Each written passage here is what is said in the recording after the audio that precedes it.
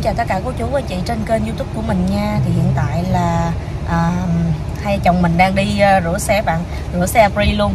Đó, rửa xe free luôn. Lý do là hồi sáng này á là chồng mình cắt cỏ, rồi cắt luôn cho cái cắt cỏ luôn cho cái nhà ông Mỹ kế bên nhà. Hai vợ chồng cũng lớn tuổi rồi bạn, không có mà vận động cũng yếu lắm nên là không có cắt cỏ được á, nên là chồng mình cắt giùm luôn. Ổng thấy vậy nên ổng cho hai vợ chồng mình mấy cái thẻ này nè, đó, để đi rửa xe miễn phí ở chỗ Thơm Mì. Chỗ rửa xe tên là Thơm Mì, nó có nhiều chi nhánh lắm nha. Cái này nè, đó, thì cái chỗ rửa xe này nó có nhiều chi nhánh ở trên đây nè, nó có để luôn đó, những cái thẻ này. Thì lúc mà mình đi rửa xe thì mình cái thẻ này qua cái cửa sổ cho người ta, rồi người ta check mình đi rửa xe free thôi. Đó, rồi bây giờ hai chồng mình sẽ đi xem thử coi cái chỗ này họ rửa xe như thế nào nha. Mời quý cô chú anh chị cùng theo chân vợ chồng mình xem coi cái hệ thống rửa xe ở Mỹ họ rửa xe như thế nào nha, có sạch không nha. Tới chỗ rửa xe rồi các bạn. Đó, chỗ này là Thơm Mì.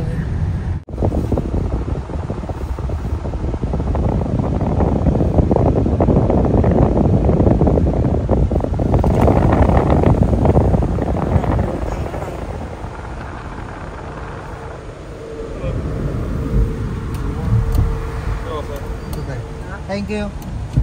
Đó, vậy ra mình vô thôi, rửa thẻ xong rồi vô rửa thôi.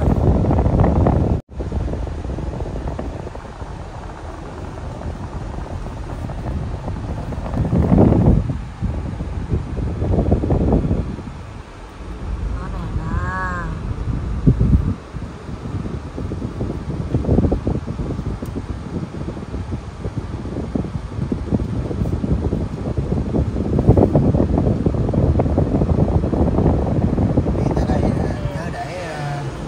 Đây tới đây thì để số N nha. Đây trồ là xe tự chạy. Xe tự chạy á, để số N đó. Trải về số N, xe tự chạy vô. Vô đây rửa xe đừng có gạt nước lên cái cây gạt nước hay là làm cái gì hết. Tại vì nó sẽ làm cho cái cây gạt nước hết là nó sẽ bị.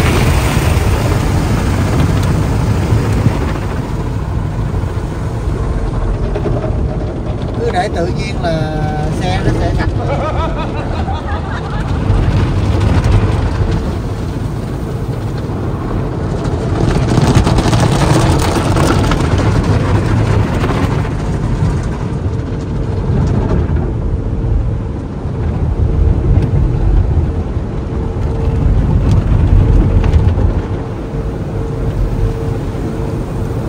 Còn bạn dùng mấy cây gạt nước này là gạt nước đúng không? Là mấy cây nó quơ qua là nó sẽ gãy mấy cây gạt nước này hết. Khi nào mà xong xuôi hết mới dùng cái cây gạt nước này. Đó, 1 phút 30 giây luôn các bạn ơi, trong veo luôn. Rồi, cái kiếm nè, mình đang quay cho cái kiếm đó. Có cái máy có cái máy sấy, máy thổi á, máy thổi nước á.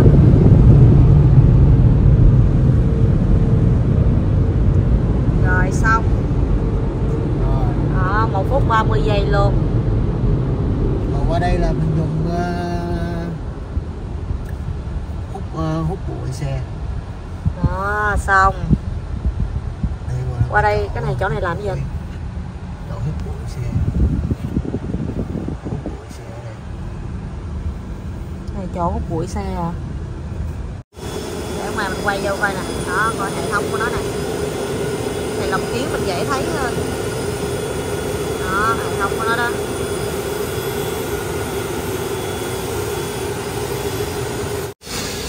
Nó sửa rửa sạch cái bộ nè, rửa kiến đồ này kia sạch bon luôn mà, đâu có vô đâu, rửa kính đồ này kia sạch bon luôn á.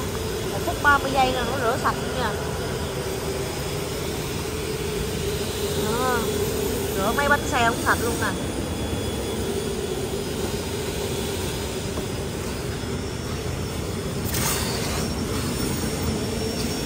Chồng mình á hút bụi, hút con mình ngủ ngủ nè, hút đùng ngầm mà nó vẫn ngủ. Trời ơi trời, tội nghiệp chơi luôn, ngủ hay thiệt.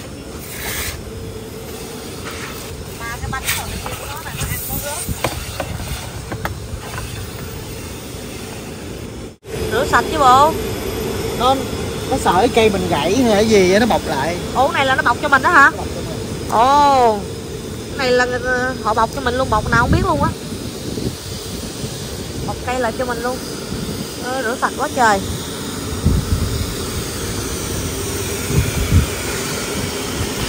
Vậy là xong 1 phút 30 giây là xong rửa xe nha. A few moments later. Hello, xin chào tất cả các cô chú anh chị đã quay trở lại với kênh của mình nha. Thì lúc nãy mình nhân tiện mình đi rửa xe thì hôm nay mình sẽ giới thiệu luôn cái cách mà mình mua xe ở Mỹ nha. Nhưng mà mình mua xe cũ ở Mỹ nha. Rồi mình coi máy móc như thế nào, rồi giá cả như thế nào, nó có cao giá hơn ở Việt Nam hay không. Thì hôm nay mình làm một cái clip chia sẻ về những cái cách mà mình mua xe cũ ở bên Mỹ này nha. Thì mình giới thiệu sẽ 4 cái con chiến mã nhà mình nha các bạn. Nhưng mà mình không có rành về máy móc ở trong xe, thì hôm nay mình sẽ hỗ trợ của chồng mình nha. Chồng mình sẽ tham gia cái video này để mà ảnh sẽ chia sẻ về cái cách mà mình mua xe ở bên Mỹ này nha. Đó, 4 cái con chiến mã nhà mình nha các bạn. Đó, 4 con chiến mã nhà mình là mua toàn bộ là xe cũ hết nha. Đó, trước tiên là mình sẽ quay cái con này trước. Con này là con Acura đời mấy anh? 207. Đời 207. Mình mua ở đây cách đây bao lâu rồi ta? Đầu tiên phải không? Mình mua 3 năm rồi phải không? Cỡ 4 năm. 4 năm rồi. Đầu tiên là model là Acura 207 MDS. MDS. Lúc trước mình mua cái này bao nhiêu ta? 11 mấy ngàn. 12.000. 12.000 đó. Cái con này là mình mua 12.000. Đời 207 nha. Đó, đời 207 mình quay cho các bạn coi nè. Con này là 7 chỗ. Con này 7 chỗ. Con này mấy bạn nhìn thấy không? Cái phiên bản của nó là nhìn nó sport 7 chỗ, nhưng mà mình quay ở phía trong cho các bạn coi nè. Mình thấy chiếc này ở phía trong này nó nhỏ lắm. Đó. Đó, 7 chỗ đó. Mình mua chiếc này là giá 12.000. Các bạn có tin chiếc này mà mình mua với giá 12.000 không? Nó vẫn còn mới lắm luôn nha. Hồi đó mới mua có 76.000 mai. 76.000 mai. Tính ra là Việt Nam có 36.000 cây. 36.000 cây nó mình mua chỉ có 12.000 thôi đó. Rồi khi mà mua về thì chồng mình gắn thêm cái bảng nè, cái bảng số phụ nè, nó Tây Ninh luôn. Bảng số phụ Tây Ninh luôn. Cái này bảng số phụ này anh đặt hả? Tại vì bên ở đây có nhiều bang thì nó vẫn xài hai biển số, là khi bạn order là biển số trên và biển số dưới thì nó giống nhau. Còn tiểu bang của mình là không cần, chỉ cần biển số đuôi ở dưới đất thôi, còn biển số trên đầu là không cần. Mình muốn để gì cũng được. Nhưng mà mình đặt cái này ở đâu? Đặt này trên eBay á. Trên eBay giá bao nhiêu ta? 10 mấy đồng à. 10 mấy đồng đó. Cảnh sát nó không có bắt đâu, tại vì ở bốn trước mình muốn làm thì mình làm. Đó. Mình ở trước mà mình thấy dễ thương không? Mình thấy xe cộ ở đây là mình không có cần sợ gì hết trơn nha. Đó. Bản số sau thì bản số sau thì phải đương nhiên là phải có rồi. Còn cái bản số trước thì mình muốn đặt tên gì cũng được hết trơn á. Hồi đó thì nó bắt là để đằng trước đằng sau để cho cảnh sát dễ thấy, nhưng mà bây giờ nhiều loại xe mới bây giờ cũng không có để biển số đằng trước nữa, nó không có chỗ gắn á. Nên bây giờ người ta cũng không cần. Rồi nè, mình cho mấy bạn xem cái nóc máy của cái chiếc Acura đời 207 nè. Đó. 207 đó. Bạn thấy không? Còn mới luôn nha. Mới toanh luôn. Xe này chạy ít lắm, không có chạy nhiều. Xe này để dành chạy mùa đông các bạn. Mùa đông để dành đi làm, để dành sơ cua đi làm mùa đông. Nó mùa hè thì mình chạy chiếc khác. Tại nó all wheel drive nên chạy nó mùa tiết nó không có bị lúng. Máy còn êm luôn. Máy còn rất là êm luôn nha. Cái lúc mà bắt đầu mình mua chiếc xe này từ 4 năm trước thì bây giờ là Bây giờ là mình chỉ có thay bánh xe thôi, bánh xe mòn nó chỉ thay thôi, chứ ngoài ra là mình chưa có sửa chữa bất kỳ một cái gì hết ở trong xe hết. Nói chung là mua cũng may mắn thôi các bạn. Tại vì tụi mình cũng đâu có rành về xe cộ đâu, nên là khi mà đi mua xe thì lên xe chạy thấy êm mà không có bị vấn đề gì á, nên là tụi mình mua thôi. Nhưng mà may mắn là mua xe về nó không có bị vấn đề gì hết. Chỉ có bánh xe mòn thì mình thay thôi, chứ ngoài ra nó không có sửa chữa gì hết. Akuga là thương hiệu top của Honda đó. Top của Honda. Xe Nhật mà. Xe Nhật đúng không? Xe Nhật. Chạy cũng không có hao xăng lắm luôn nha mấy bạn. Chạy không có hao xăng. Chạy không có hao xăng, nhưng mà nó phải sử dụng xăng 93. 93. Nó nè, nó phía trong xe nè. Phía trong xe cái option của nó nè, đó. Cái option phiên bản của nó nè. 97. Bây giờ là đã 97.000 mai, 97.000 mai rồi đó. Đời 207 á, mà nó vẫn đầy đủ option hết. Đời 207 đó các bạn. Nhưng ở bên trong còn mới lắm, tại xe này mình ít sử dụng lắm. Xe này chủ yếu mình đi mùa hè. Phía sau đó 7 chỗ mà các bạn nhìn thấy không? Nó nhỏ gọn vậy đó, tại vì cái dạng nó dạng thể thao. Với lại một phần nữa mình mua cái chiếc này là tiện cho cái mùa đông các bạn. Tại vì ban mình là tầm cỡ tháng 11, tháng 12 là tuyết rồi, tuyết nó rơi tới tháng 4 lận.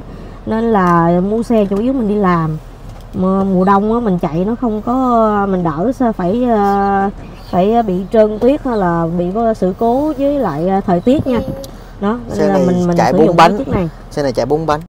Bánh xe nè, vẫn còn mới luôn, chưa có qua dơ con. Chiếc này mình thấy mình chạy chiếc này êm lắm luôn, không có thoải mái nữa. 12.000 các bạn. Đó, mình xin giới thiệu chiếc này chiếc thứ hai mà tụi mình mua nha. Các bạn đoán thử xem cái chiếc Toyota Camry ha anh. Toyota Camry này bao nhiêu tiền? Mấy bạn đoán coi cái chiếc này bao nhiêu tiền? 3.000. Đó, chiếc này á, mình nói là nó chỉ có 3.000 thôi. Lý do vì sao? Tại vì chiếc này là do dì dượng Úc của mình bán lại cho tụi mình. Nó lúc đầu mua nó không phải phiên bản gì đâu, nó không có về đâu nè. Nó là basic. Tại vì chồng mình á, thích sport các bạn, thích thể thao, nó thích ngầu cun ngầu á, Sủ Nhi vậy đó nè. Rồi ổng mua mấy cái này gắn vô nè. Mấy cái này là mua order ở Amazon đó. Đây nè, không chỉ có đó thôi mà nhìn nè, đó gắn mấy cái vàng này luôn nè. Nó gắn cái vàng này. Nó cái bản củ chi này thì cũng order trên eBay, giống như cái chiếc xe hồi nãy mình review cho các bạn á. Nó gắn thêm cái này nữa nè. Đâu chị đó đâu nè, nó gắn thêm này nè. Giống mấy bạn cứ tưởng tượng chiếc xe này là xe độ vậy đó. Đó, xe đua làm sao thì nó vậy á. Chứ cái chiếc Camry của người ta lúc phiên bản đầu nó đâu có vậy đâu. Tại dì dượng Úc thấy cần mua xe mới á, nên là dì Úc bán lại cho mình chỉ có 3.000 thôi. Quá rẻ luôn. 3.000 là 70 triệu tiền Việt Nam mình. Tại vì lúc đó là mình cần chiếc xe cua. Tại vì nè, cái này nè, mua trên Amazon luôn. Thay cái này luôn. Tại vì mình cần chiếc xe cua để mà lỡ mà chiếc vợ mình đi làm bị hư hay là chiếc mình bị hư á, thì mình có chiếc để mình thay đi làm liền. Tại vì ở đây nếu mà bạn không có xe á, là coi như là bạn thua luôn, là bạn không có làm được gì hết á. Nên bạn phải có chiếc xe cua. Nó không ốp nè, nó ốp mấy cái này vô nè, dán mấy sticker này vô nữa nè, nó thấy Sủ Nhi không? Rồi nè, nó gắn mấy cái niền này vô nè, một order nữa, tự nhà làm luôn, không có ra tiệm gì hết trơn á. Rồi gắn thêm cái này nữa, gắn thêm này nữa đó. Chiếc này 4 chỗ, chạy êm ru luôn các bạn. Thay bô nó mới ghê chứ. Đây nè, đó, độ bô nè, thay bô nữa nè, thay cái bô nữa nè. Chiếc này 3.000 các bạn, chạy mùa hè là vô tư luôn. Ở đó mua có 8 mấy ngàn mai à. Chiếc này mà giờ dì dượng Úc mình mua bao lâu anh? Hả? Dượng Úc mua như có 6-7 năm mà. 6-7 năm mình nhường lại cho nhường lại mình luôn. Tại vì mua chiếc 7 chỗ nên mua cho mình sang mình chiếc 4 chỗ. Để mình đi làm mùa hè. Đó, rồi anh đề thử cái bô coi, cái bô nó kêu sao? Chứ chiếc này bây giờ nếu mà 2011 mà 8 mấy ngàn mai á, là bây giờ chiếc này bán được là cỡ 15 ngàn. Ồ, cỡ 15 ngàn. Dạ. Vậy tính ra cái chiếc này mình lời tới 10.000 đô rồi các bạn. Nhưng mà vì Dượng sang lại cho tụi mình đi làm á, nên là chỉ có giá 3.000 thôi. Chứ trên thị trường mà chiếc này mà mình mua bán cũ lại á, thì nó không có giá đó đâu nha. Đó, nó không có giá đó đâu. Đó, cái bô xe đó.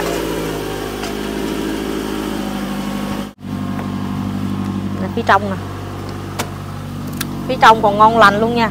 Chứ không phải là cũ mà 3.000 mà cũ xì đâu. 93 ngàn mai. Đó, phía trong đó. Trời ơi, còn mới nha. 93 ngàn mai. Nè. 93.000 mai nè. Đó. Ngon lành luôn. Chiếc này mình để mùa hè mình đi làm thôi. Hai vợ chồng mình thay phiên chạy chiếc này đi làm.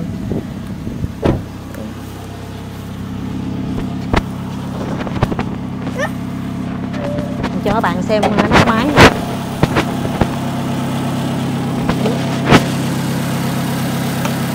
PG. Xe này giống như theo kiểu sport. Đó, nắp máy.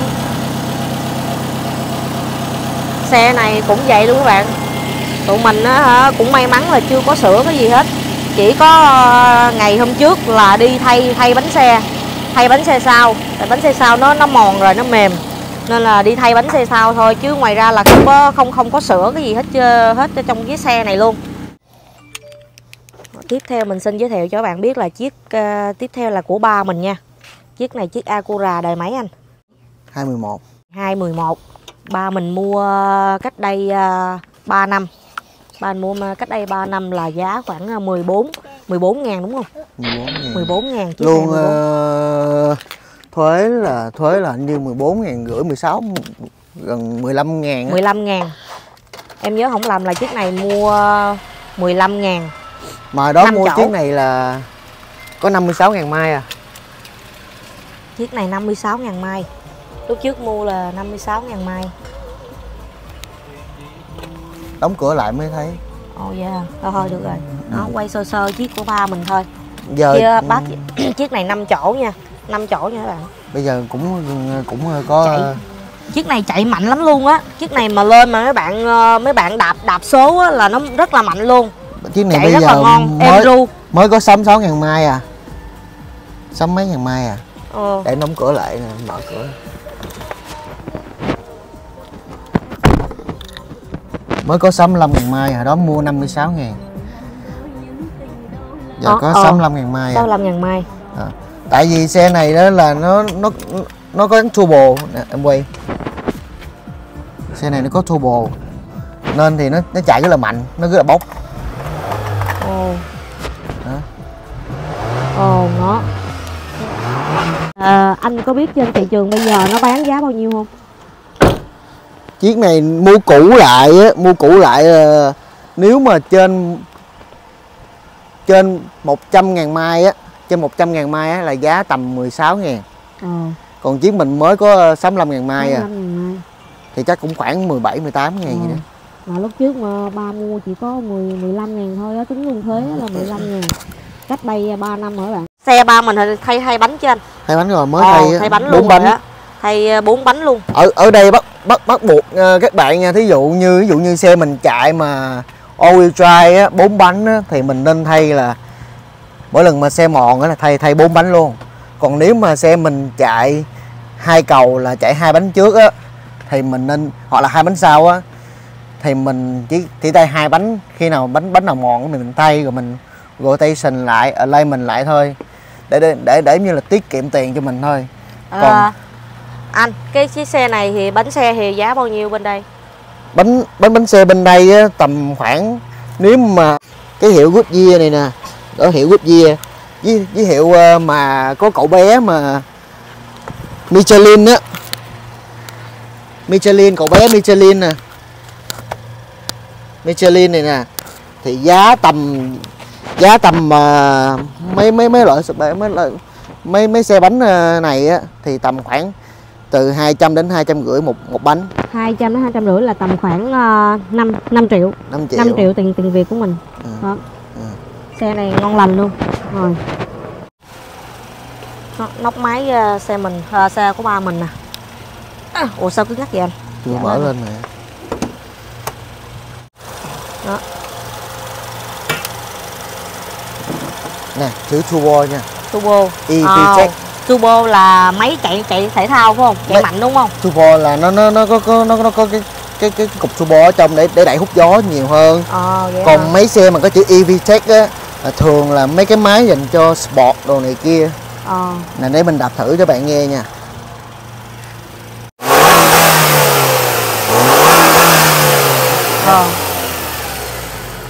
Rồi được rồi á. Xe nói chung mình mua xe cũ thì mình chịu khó thay dầu, thay nhớt định kỳ các bạn, thường xuyên thì máy móc nó cũng ok, nó cũng không có bị vấn đề gì hết. Mấy bạn mua xe cũ mấy bạn để ý nè, mở lốc máy ra coi, kiểm tra mấy con ốc coi có dầu có mỡ nó có chảy ra không, dầu máy, ốc máy nè với mấy cái kẽ này nè, khi hai cái nắp máy chụp lại nè đó, còn cái dầu nó chảy không, có động hay không.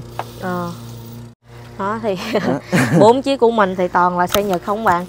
Thì mình xin giới thiệu cái chiếc cuối cùng của nhà mình nha, là chiếc Honda Van 2011. Cái chiếc này nè, nó để bản hiệu Sài Gòn luôn, Sài Gòn, Tây Ninh, Củ Chi, nó đầy đủ ba miền Đông Nam Bộ. Thì cái chiếc này nó đặc biệt với lại hai vợ chồng mình là lý do là khi mà mình có baby rồi á, mình có thằng Tiger rồi thì mình chạy cái chiếc 7 chỗ á, nó nhỏ bạn, khi mình bỏ cái ca xích lên á thì cảm thấy nó chật chội quá, nó ngợp á, nên là hai chồng mình quyết định mua cái chiếc này. Mua chiếc này chủ yếu là để thoải mái cho con mình á, nó ngồi ở phía trong á, nó rộng, nó thoải mái lắm. Chiếc này bao nhiêu chỗ vậy anh? Chiếc này 7 chỗ hả? 8 chỗ. Chiếc này 8 chỗ. Này cho các bạn coi là cửa lùa. Có con nhỏ nên mình nên xài cửa lùa. Chiếc này nè, mình quay các bạn nè. Cái chiếc này là hồi nãy mình đi rửa xe đó, mình sử dụng chiếc này đó. Tại vì nhiều lúc thứ nhất là nhiều lúc mình đi lên mình nắm con, hoặc là con cái mình mở cửa đó là nó kẹt tay kẹt chân rồi. Ví dụ như mình mở cửa này đó là nhiều lúc nó leo lên, nó để nó kẹt tay ở đây là nó kẹt tay kẹt chân đó. Còn nếu không, gió mình đứng ở đây, gió thổi, gió Mỹ rất là mạnh nha, mình đứng đây mà gió Mỹ nó thổi cái là nó muốn đè mình luôn, là mình dễ bị kẹt lắm. Thì đó, chủ yếu là mình mua chiếc này để cho nhiều khi con cái mình có ngồi trên xe mình cũng yên tâm rồi các bạn. Tại vì cửa này cửa lùa đằng sau. Còn cái ca xích thì mình để ở chính giữa xe, đi chơi thoải mái nữa, xe đi chơi cũng thoải mái nữa. Chân rộng là nằm thoải mái lắm, chân để rộng thoải mái luôn, ghế trước ghế sau, hai ghế, còn hai ghế đằng sau nữa. Ghế đằng sau ngồi cũng thoải mái lắm, hai ghế đằng sau nữa. Tại vì mình để đồ, để xe đẩy của con mình đó đằng sau. Ghế đằng sau cũng thoải mái lắm, ngồi được 8 người. Rồi ví dụ như xe này kết bạn mà chở đồ ở Mỹ, thường người ta là ít khi mà làm gì mà kêu thợ lắm. Nếu mà mình mua được thì mình mua vật liệu xây dựng, mình chở đồ luôn thì xe này cái ghế mình tháo ra được nha. Thì nó cũng giống như mấy cái chiếc tháo ra được hả? Nè, cái ghế này tháo ra được luôn nha. Chồng mình tháo dễ dàng luôn đó, để mà mình có thể để đồ, mình mua đồ này kia mình chất vô được á. Cái dây chuỗi của dây chuỗi Tiger nó rớt ba cái đồ linh tinh của nó trên cái xe này đó. Phía sau là rộng rãi luôn để mình có thể chất đồ. Thì nó thuận tiện cái là nó có cái tivi ở đây, có tivi, mình có đĩa phim đồ này kia á, mình bỏ vô mình xem, tivi ở đây luôn đó. Chiếc này từ hôm cái này mình mới mua năm rồi. Mình mua chiếc này năm rồi. Mình mua không phải là của ra dealer, mình mua ra cái chỗ mà mua bán xe cũ luôn. Cũng một anh Việt Nam luôn. Mình mua ở trên mạng, mua của một người anh Việt Nam, cũng người Việt Nam luôn. Ảnh đăng ảnh bán, ảnh cũng chở con ảnh đi học rồi này kia, nhưng mà con ảnh lớn rồi thì ảnh bán lại, ảnh muốn bán lại chiếc xe này á các bạn. Nên là tụi mình đang cần, tụi mình mua luôn. Chiếc này hôm bữa mình mua bao nhiêu? 12.000. 12.000. 11.000. 11.000 hả? Chiếc này thì ảnh bán lại cho mình chỉ có 11.000 thôi á. Đó. Xe chạy, nó đề máy xe cũng im ru luôn đó nha.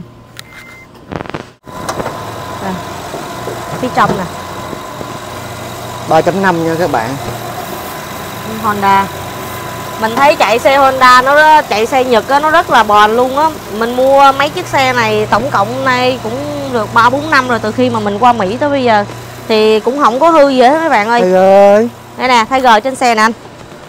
Chỉ có điều là hôm bữa mình mới vừa đi thay 2 cái bánh xe này, tại vì nó mòn á bạn. Năm rồi mình vô cái mùa tuyết á, mình chạy tuyết nó trơn á, nó lúng luôn.